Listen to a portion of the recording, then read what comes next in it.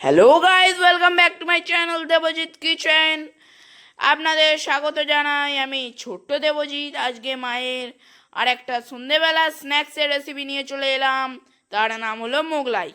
প্রথমে আমরা বলে রাখি, আমি 4টে মোগলাই করার জন্যে এখানে আমি 200 গ্রাম মতো ময়দা নিয়েছি। আপনারা আপনাদের হিসাব মতন কটা মোগলাই তার উপরে ডিপেন্ড করে। প্রথমেই আমরা ময়দাটাকে মেখে নেওয়ার জন্যে নুন, তেল আর জল দিয়ে আমরা ভালো করে মেখে নিচ্ছি, যেমন করে আমরা সচরাচর মাখি। তারপরে আমরা মোগলাইয়ের পুর করার জন্যে শুকনো খোলায় প্রথমে দিয়ে দিলাম বিস্কুটের গুঁড়ো। প্রথমে আমরা এটাকে নেড়ে চেড়ে নিয়ে তারপরে এর মধ্যে দেব আমরা নুন, লঙ্কার গুঁড়ো, হলুদের গুঁড়ো আর সামান্য একটুখানি জিরের গুঁড়ো। এটা আপনারা চাইলে এখানে আমচুর পাউডারও দিতে পারেন, এটা আমরা দিইনি, এটা অপশনাল। এরপরে আমরা এটাকে ভালো করে নেড়ে চেড়ে ভেজে নেব। এবার আমরা ভাজা হয়ে গেলে আমরা এরপরে লেচিটাকে রেডি করে নেব, যে ময়দাটাকে আমরা আগে মেখেছিলাম। এবার লেচির জন্যে প্রথমে আমরা লেচিটাকে ছোটো ছোটো করে কেটে নেব, তারপরে আমরা লেচিটাকে বড় বড় করে করে নেব।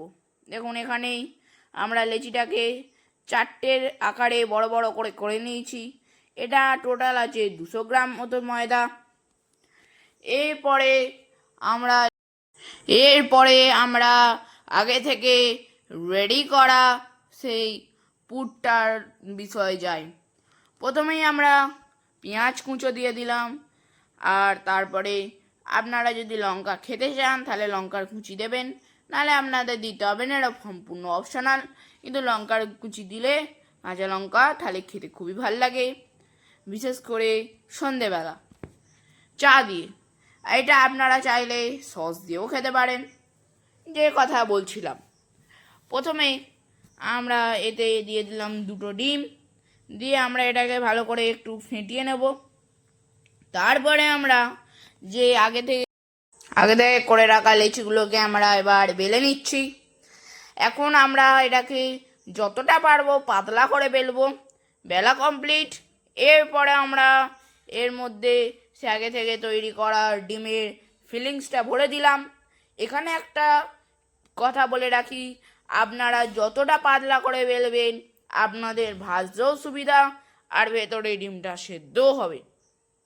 কথা বলতে বলতে আমরা এটাকে ফ্রাইং প্যানে একটা মোগলাই দিয়ে দেয়া হয়ে গেছে।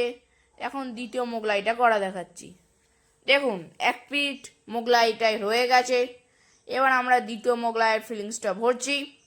এবার একই প্রসেসে প্রথমে আমরা বেলে নিলাম, তারপরে এটাকে ডিমের ফিলিংস ভরে এটাকেও মুড়ে নিলাম।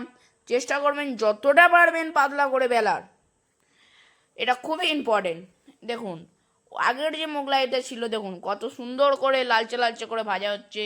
যখনই গোল্ডেন ব্রাউন ভাজা হবে তারপরেই তুলে নেওয়ার চেষ্টা করবেন। দেখুন আমাদের দেখুন কত সুন্দর গোল্ডেন ব্রাউন করে ভাজা হয়ে যাচ্ছে। এরপরে আমরা বলে রাখি, এটা আমাদের এই পর্যায়ে ভাজা কমপ্লিট। এরপরে আমরা এটাকে শুধু প্লেটিং করব। প্লেটিং করা হয়ে গেলেই আমাদের এটা কমপ্লিট হয়ে যাবে। দেখুন কত সুন্দর হয়ে গেছে। লাইক, শেয়ার, কমেন্ট আর সাবস্ক্রাইব।